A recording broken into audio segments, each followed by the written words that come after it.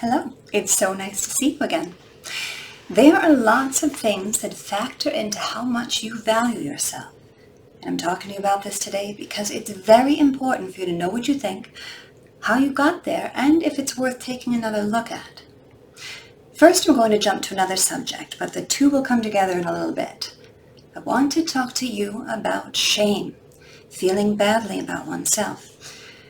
Another way to describe it is feeling deprived of the right to feel proud. Shame is a tricky thing when we're adults, not something anyone wants to see or admit. But I want to talk specifically about experiencing shame in childhood. I don't mean guilt, like when we were kids and we did something wrong and felt badly about it. I mean the long-term, identity-forming, everyday state of mind that an adult or adults can create in a child by abusing, neglecting, rejecting, or ignoring the child habitually. It's something that happens over time, and an outsider won't necessarily see the burden a child carries because they more often will retreat within themselves, not act out in a way that catches attention. A child usually thinks that when they're being treated unfairly, it must somehow be their fault. When a child isn't getting the nurturing, the protection, and the affirmation that every child is entitled to, they conclude that the disparity in this parent-child dynamic is on them, and that they are flawed in some way. And over time, this can even turn into self-loathing. A child may come to hate themselves, and even come to the conclusion that they are unlovable. And no matter how well they go on to live their lives and how well they treat others, they will constantly feel like they're in a hamster wheel, chasing a feeling of being good enough, striving to be worthy of being accepted and loved, striving to be good enough so that they won't be abandoned or rejected. But trying to self-correct the problem doesn't work, because striving for this solution is based on the problem being the child's fault, and it isn't. It never was. The fault lies with the adult or adults, but the child still carries the scars that they didn't create nor deserve. Sorry, I'm doing a drinking thing. I'm so sorry. And by the way, I want to make it clear, it doesn't have to be what's considered traditionally significant abuse either. During a child's formative years, simply being ignored by one's family is enough to affect one's core beliefs about shame and self-worth. A kid might have lived in a beautiful home, in a beautiful neighborhood, with all the good food they ever wanted, but were starved for someone to spend time with them.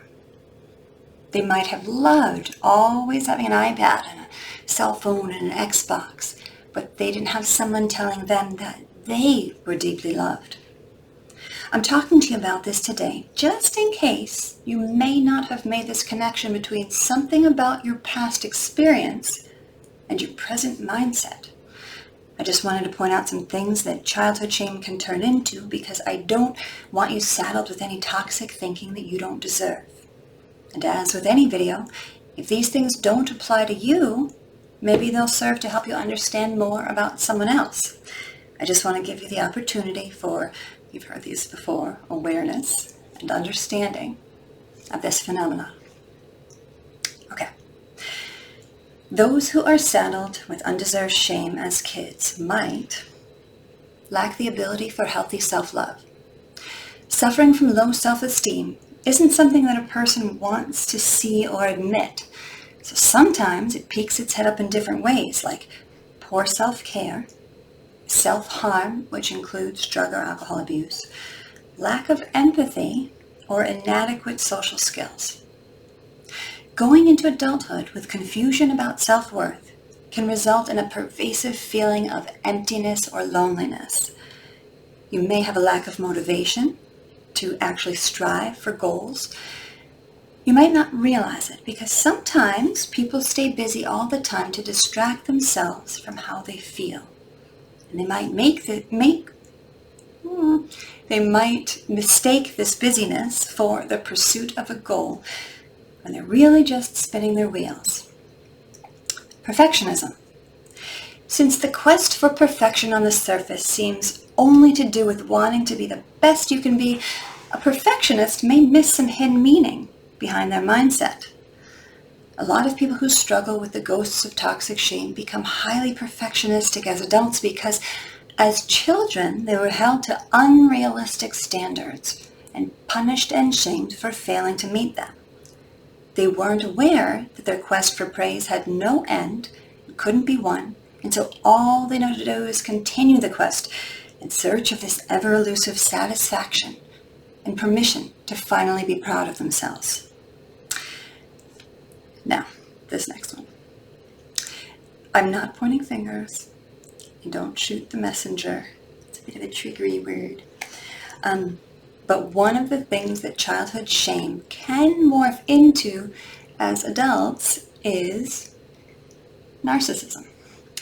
One may overcompensate and fixate on superiority and power, and believe that it's the responsibility of everyone in their lives to adapt to be what they need. They feel entitled to reparations from their childhood experience and expect free passes when it comes time to acknowledge and apologize for mistakes. Basically, they feel as though they've already felt enough shame for a lifetime, and even if their behavior now warrants it, their shame tank is empty. So, too bad.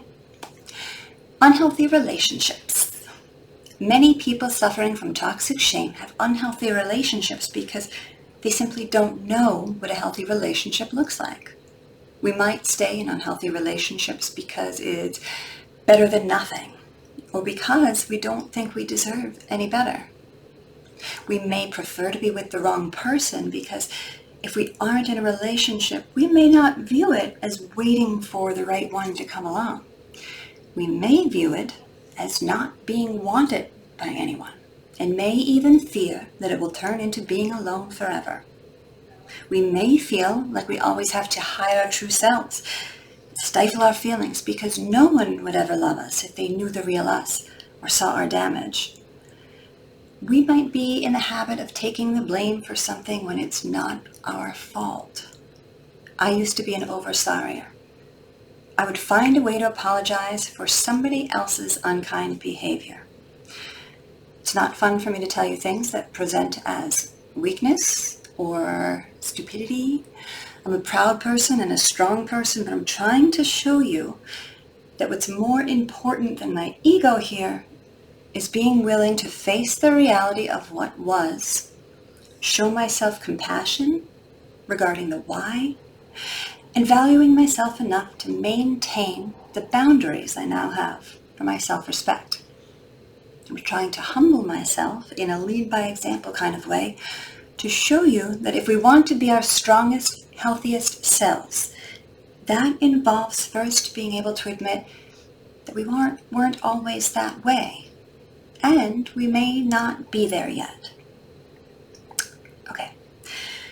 We may do the opposite of oversorrying, namely being unwilling or unable to admit the smallest of mistakes.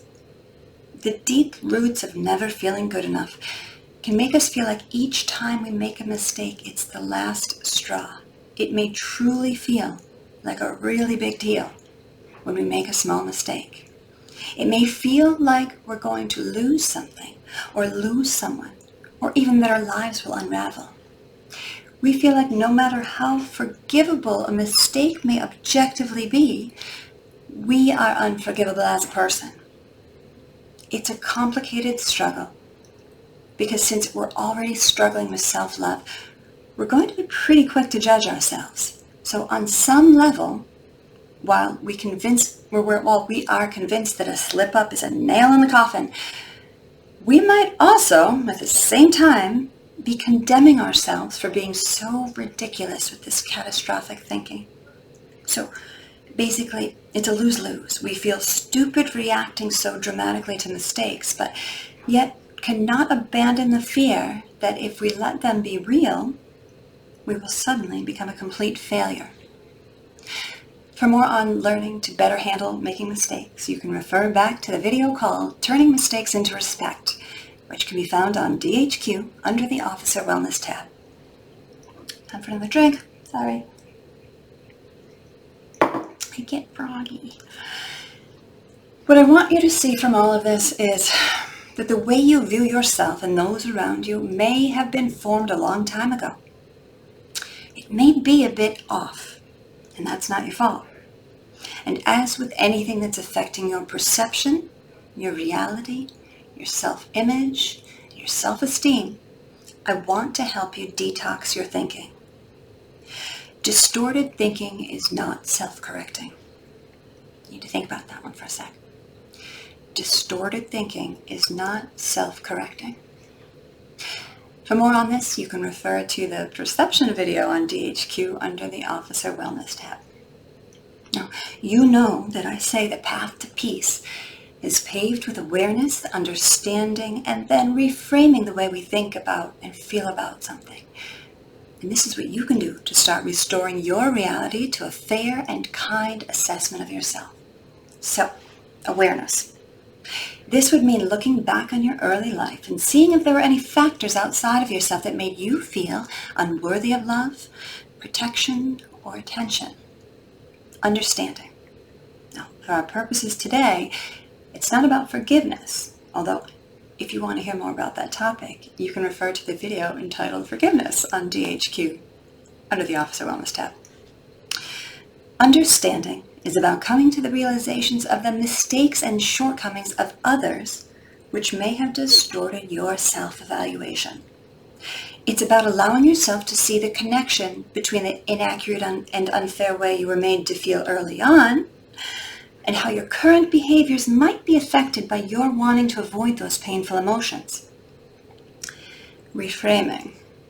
This is the big one. This is where the empowerment happens. This is where you take back control. It's time to stop letting the past take from you. You're the adult now. You decide who you are and what you're worth. If you want to feel like you're a good person and you're worthy of love, all you have to do is be that person, and it instantly becomes truth. It's not up to the interpretation of someone who has control over you. If your path in life has landed you in some toxic friendships or relationships that threaten this healthy mindset, you may want to reconsider who you think is worth a place in your life. There's a reason why I end each video with "You're worth it and be well." Because sometimes we need to hear things 100 times before we're willing to consider that they're true. And because how you see your self-worth and how you manage your wellness are both choices. Choices that will only be taken from you if you let them be. You are the master of your own fate and the captain of your own soul, and you are worth it.